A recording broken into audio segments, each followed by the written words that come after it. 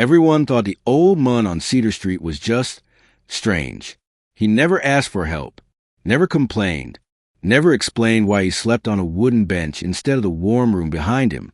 People whispered, proud, stubborn, broken. But the night he collapsed, a single envelope fell from his coat, and inside it was a truth so painful that even the strongest hearts would break reading it. The man who never knocked. The old man arrived on Cedar Street the way dust settles, quietly, without announcement. No one knew exactly when he first appeared. One day, the bench near the closed bookstore simply became his place.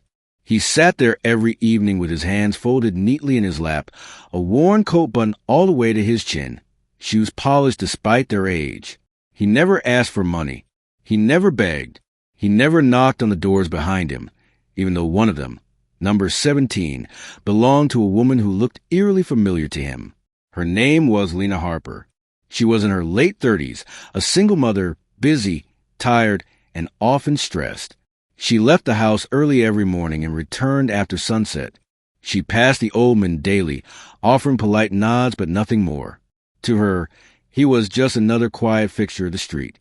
To him, she was everything. Every morning before dawn, the old man stood up from the bench, stretched his stiff legs, and swept the sidewalk with a broom he kept hidden behind the bookstore. He did it slowly, carefully, as if the concrete mattered. When winter came, he shoveled snow from the steps of every house except one, number 17. He made sure the path was clear but never touched the door. The neighbors noticed. Why doesn't he go to the shelter? One asked. Probably doesn't trust anyone, another replied. Some thought he was proud. Others assumed he had no one left in the world. They were wrong. The truth was, the old man had someone he loved more than life itself. And that love was the very reason he chose a cold bench over a warm bed, a routine of silence. The old man's name was Arthur Hale. Once, long ago, he had owned a modest house, worked steady hours, and laughed loudly at small jokes. He had been the kind of man who fixed broken hinges and stayed up late waiting for headlights to appear in the driveway. He had been a father. But Arthur never spoke of those years. Instead, he watched. From a bench, he memorized the rhythm of Lena's life. He knew which mornings she ran late. He knew when her daughter forgot her backpack. He knew the sound of their laughter through the open window in summer. And every time he heard it, his chest tightened, not with regret, but with relief. She was okay. That was all that mattered. On nights when the temperature dropped dangerously low, a volunteer group came by offering blankets and soup. Arthur always refused the soup. Someone else might need it more, he said gently. When they offered him a room at a temporary shelter, he shook his head. I'm exactly where I need to be. They thought he was confused. He wasn't. The house he never entered. Number 17 had once been Arthur's house. Years ago, when life still felt stable, he had signed the papers with shaking hands, not for himself, but for Lena. He had transferred the house into her name quietly, insisting it was simpler that way. He never told her the full reason, because shortly after, the illness came. Slow, unforgiving, expensive.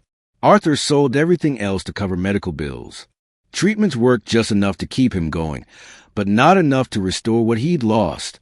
When the money ran out, he made a decision no father should ever have to make. He left, not because he didn't love her, because he loved her too much. Arthur knew Lena would try to help him. She would insist. She would sacrifice her own stability. He had raised her to be that way. So he disappeared. Years passed. By the time he returned to Cedar Street, he was thinner, slower, older. The house was no longer his to enter, and he never would. Small sacrifices, unseen. Arthur lived off odd jobs, fixing fences, repairing shutters, cleaning alleyways. He saved every coin he could. Once a month, an envelope appeared in Lena's mailbox. No return address. Just cash. Just enough to help. Lena assumed it was an old insurance payout or a forgotten account finally releasing funds. She never questioned it too deeply. Life was too busy. Arthur watched her open those envelopes from across the street. Every time, he smiled, even when his hands shook from hunger. Even when Winder cracked his knuckles until they bled. Even when the pain in his chest grew sharper each night. The night everything changed. The night Arthur collapsed, the street was unusually quiet. Lena had just put her daughter to bed when she heard a thud outside. She opened the door and froze. The old man lay on the sidewalk, his body curled unnaturally, breath shallow. For the first time, she saw his face clearly, and something inside her twisted. "Call an ambulance," she shouted. As they lifted Arthur onto the stretcher, something slipped from his coat and landed at her feet. An envelope. Her name was written on it, in handwriting she hadn't seen since childhood. The envelope that shook the past. The envelope felt heavier than it should have. Lena stood frozen on the porch, the ambulance lights fading into the distance, her fingers trembling as they held the yellow paper. Her name, Lena Harper, was written in careful, familiar strokes. Not rushed, not sloppy, as if the writer had all the time in the world, yet feared every second. She didn't open it right away. Instead, she went back inside, locked the door, and leaned against it as though the house itself might slip away if she let go. Her daughter stirred in her room, murmuring something in her sleep. The ordinary sounds of life continued, the hum of the refrigerator, the tick of the wall clock, yet everything inside Lena felt fractured. She slid down to the floor and stared at the envelope. Why would a stranger know my name? Memories she never questioned. At the hospital, doctors spoke in careful tones. "He's stable, but weak," one said. "Severely malnourished. Long-term strain on the heart." "Does he have family?" another asked. Lena hesitated. I don't know him," she said, and hated herself for how easily the lie came. But the truth was complicated, because the moment she'd seen his face clearly under the ambulance lights, something old and buried had stirred. A memory without a shape, a feeling without a name. Those hands. She recognized them, not logically, emotionally. Hands that once buttoned her coat when she was small. Hands that held a bicycle steady while she learned to ride. Hands that squeezed her shoulder in silent reassurance when words weren't enough. She shook her head as if that could dislodge the thought. No, she told herself, that's impossible. Her father had left years ago. No note, no goodbye, just absence. She had spent a lifetime learning not to expect answers. The envelope opens. Back home, long past midnight, Lena finally opened the envelope. Inside were three things. A folded letter, a small stack of worn bills, a faded photograph. Her breath caught when she saw the photo. It showed a younger Mun standing beside a little girl on a front porch. Her porch. The man's arm was around the girl's shoulders. The girl was laughing, missing one of her front teeth. Lena's vision blurred. The letter slipped from her fingers and landed on her lap. She unfolded it slowly. My Lena, if you are reading this, then I failed at the one thing I promised myself I would do, stay invisible. I never wanted to disturb your life, never wanted to reopen old wounds. I only wanted to be close enough to know you were safe. I know you may hate me for leaving.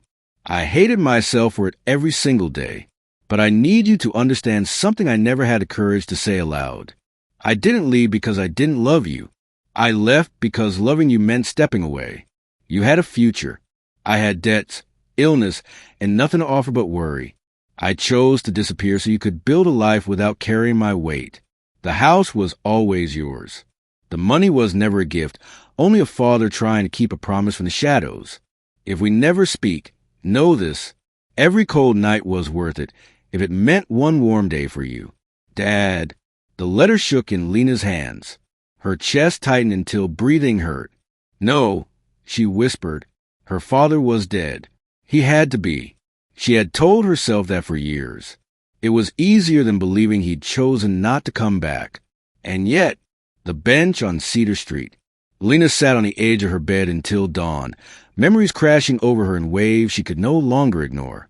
The anonymous envelopes. The repairs she never paid for. The sidewalk always cleared of snow. The Mun who never knocked. The bench across the street. She remembered being young, angry, screaming into the night after her father vanished. She remembered promising herself she would never need anyone. And all this time, her phone buzzed. The hospital. He's asking for you, the nurse said gently. He keeps saying your name. Words left unsaid. Arthur woke slowly, pain blooming through his chest like a bruise pressed too hard. The room smelled of antiseptic and quiet. He expected to be alone. He always was. But when he opened his eyes, someone was sitting beside the bed. Lena, not the little girl from his memories, but the woman she had become. Strong, tired, real. For a moment, neither of them spoke. He tried to sit up, failed. "I'm sorry," he whispered, already ashamed. "I didn't mean to." "Stop," Lena said. Her voice broke on the word. "Just stop." She held up the photograph. "Why?" she asked, tears spilling freely now. "Why didn't you tell me?" Arthur closed his eyes, because saying it out loud would have destroyed him. "I wanted you to be free," he said, "free of worrying if I'd make it through another night, free of choosing between your life and mine." "You didn't give me a choice," Lena replied. "I know," he said softly, "and that's the part I'll never forgive myself for." The sacrifice finally seen. Silence stretched between them, heavy with years of misunderstanding. "I thought you didn't want me," Lena said. Arthur's eyes snapped open. That was never true. His voice cracked, not for 1 second. He reached out, his hand trembling, unsure if he was allowed. After a long pause, Lena took it. His skin was thin. "Cold. How long?" she asked. "Long enough," he answered. She looked down at their joined hands and finally understood the quiet cruelty of his sacrifice. He had chosen loneliness so she wouldn't have to choose between love and survival. Arthur's breathing slowed. Doctors would later say his heart was tired. But in that moment, as his daughter held his hand, it was full. The weight of what love cost. Arthur slept for most of the next day. Machines whispered and beeped beside his bed, measuring things Lena didn't want to understand. She sat in the stiff hospital chair, her coat folded neatly on her lap, watching the slow rise and fall of his chest as it were the only thing keeping the world intact. Every now and then, she caught herself studying his face. Not the face of the man she had grown angry at, the face of the man who had stayed. Lines she once thought were carved by indifference now looked like years of restraint. The deep hollows beneath his eyes weren't signs of neglect, but of nights spent awake, watching, worrying, choosing silence over comfort. A nurse came in quietly. "You should go home and rest," she said kindly. Lena shook her head. "I'm not going anywhere." The nurse nodded, as if she understood more than she said. Guilt doesn't announce itself. Guilt didn't arrive loudly. It came in small, relentless moments. When Lena remembered complaining about money, while anonymous cash waited in her mailbox. When she recalled ignoring the cold old man on the bench, assuming he was someone else's responsibility. When she realized she had lived inside protection of his sacrifice without ever seeing the cost. She pressed her forehead against her hands. "I didn't even ask your name," she whispered to Arthur's sleeping form. "I walked past you every day." Her chest ached with a pain that felt heavier than grief, because grief meant loss, but this was recognition. Recognition came too late.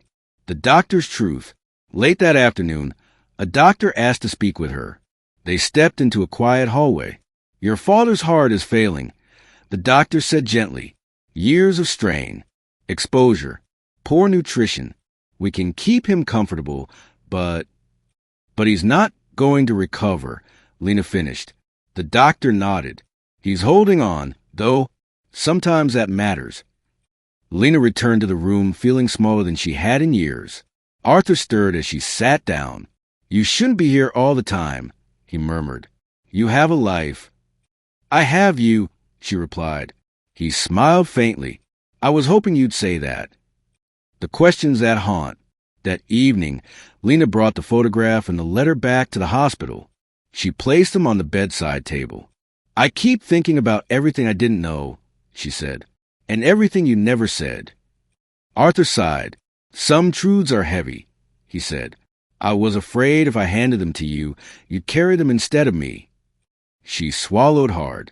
"I would have helped." "I know." "That makes it worse," she whispered.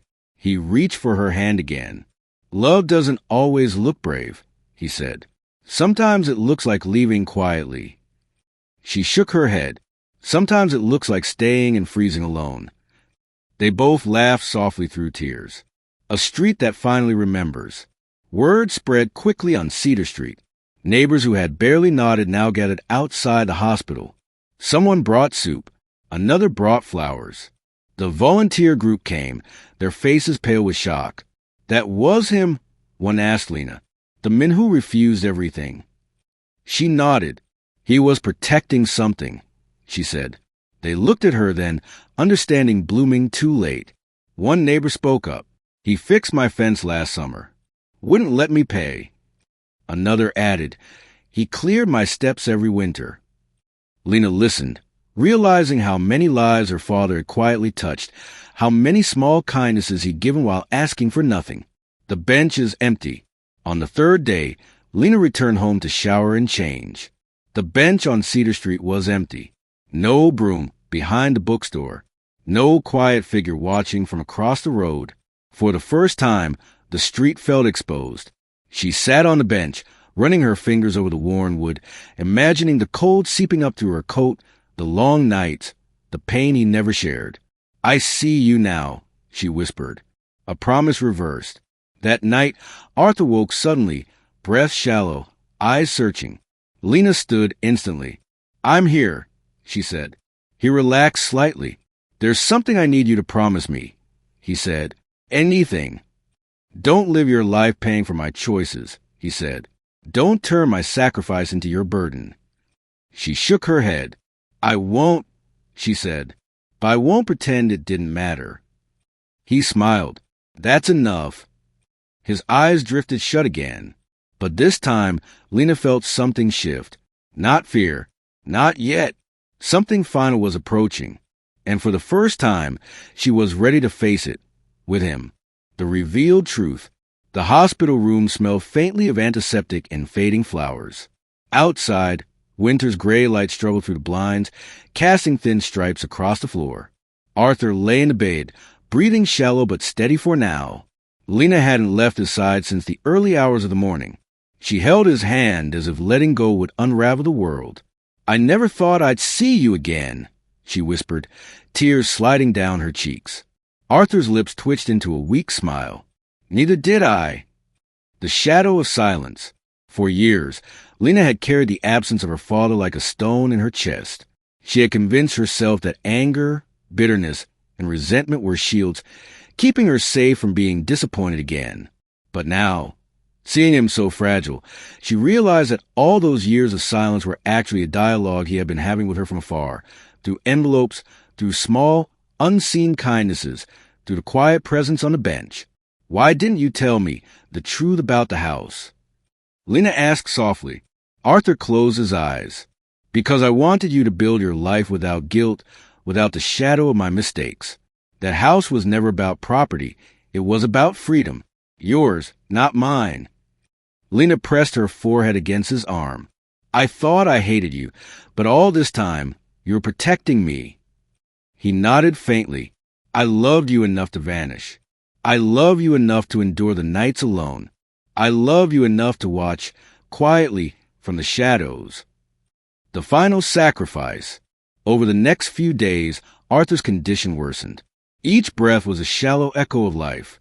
Lena remained by his side, holding his hand, speaking to him, reading him letters he had written long ago but never sent. One evening, as the sun dipped behind the city skyline, Arthur stirred. His eyes found hers, wide and full of emotion. There's one more thing, he murmured. Lena leaned closer. What is it? He handed her a small, folded envelope. This, I never gave to you. It's something I kept for the right moment. She hesitated, hand shaking, then opened it carefully. Inside was a single photograph, one she had never seen. It showed a younger Arthur, holding a small bundle. A baby. His eyes were filled with fear and hope. And in a corner, written in tiny letters, for you, someday, when you're ready. Her chest tightened. The baby in his arms was her. Not the little girl she remembered, but a memory of the day he had almost given her away to protect her from himself. I don't understand, she whispered. You were never just my daughter, he said, his voice fading.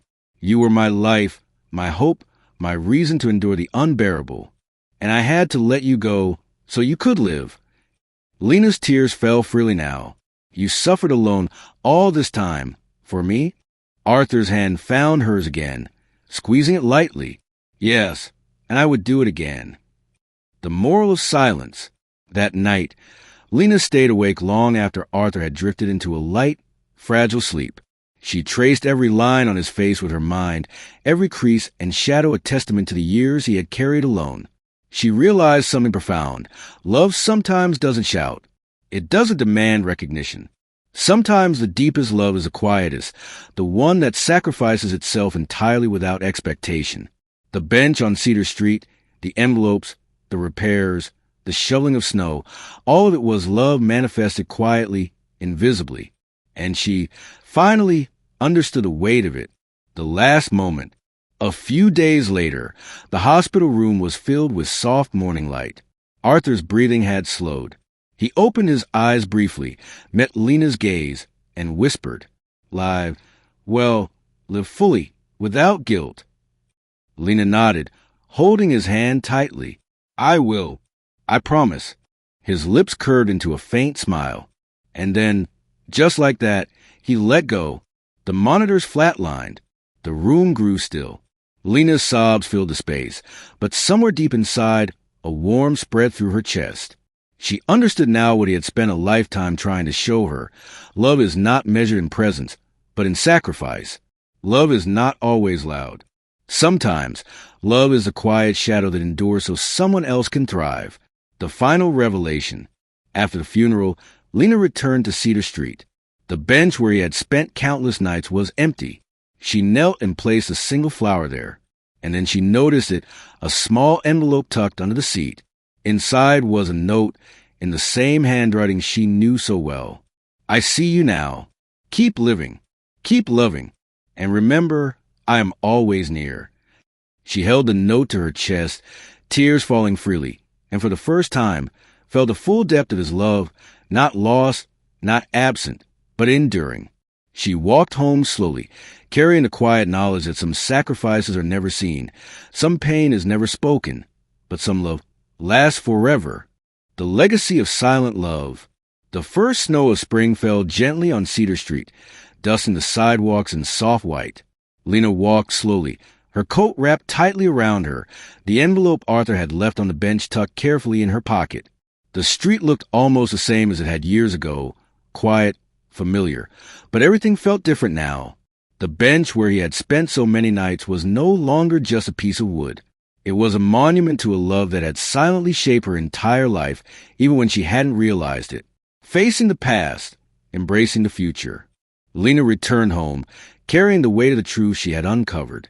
She finally understood the depth of Arthur's sacrifice, the nights he spent hungry, the illnesses he endured, the loneliness he bore, all so she could live without worry or burden. For the first time in years, she cried freely, not from pain, but from recognition. She unpacked the envelopes he had sent over the years. Each one contained not just money, but careful notes, reminders that he was near, protecting her in ways no one else could. She realized that every small act of kindness he had performed for neighbors, strangers, and her own family had been fueled by love. Her guilt and anger dissolved into something softer, gratitude, honoring his sacrifice. Lena began to walk the streets differently. She helped neighbors without drawing attention to herself. She repaired fences, shoveled snow, and quietly left small envelopes for those in need, just as he had done. Each act felt like a conversation with him, a way to continue his legacy. One evening, as she sat by the bench, she whispered to the empty street, I see you, Dad. I understand now. I'll carry it forward. A child ran past, laughing, and Lena noticed a man down the street quietly fixing a broken gate. She smiled softly. The world was filled with people like Arthur, quietly giving, often unseen, leaving marks that only reveal themselves to the lives they touch. The moral of quiet sacrifice.